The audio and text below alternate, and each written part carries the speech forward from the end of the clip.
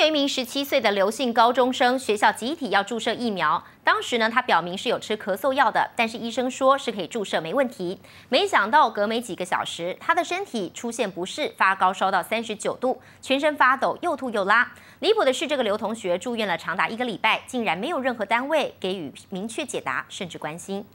真的肿很大哎，现在还有哦。 摸着喉结发炎的扁桃腺，至今还没有痊愈。17岁的刘姓高中生施打流感疫苗后，居然住院快1个星期的时间。也有跟你医生反映过，那为什么硬要打？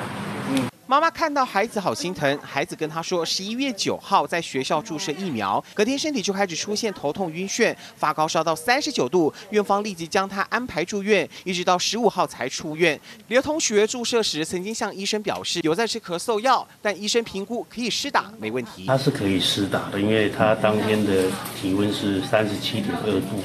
医生都认定没问题了，病人当然会接受，但后续却出现身体不适情况。刘同学住院期间，相关单位却没查出什么原因导致需要住院。还是要经由医师的评估呢，不然干嘛要医师去帮他做评估？这个一定都是医师要去他当初这个小朋友这个状况。 拿着出院后还要继续吃的药包，刘同学和家人好气，没有得到是否和注射疫苗有关的解答，就连住院期间也没有人关心病情，到底是哪一个环节出了问题？现在全家人只希望能够给他们一个完整的说法。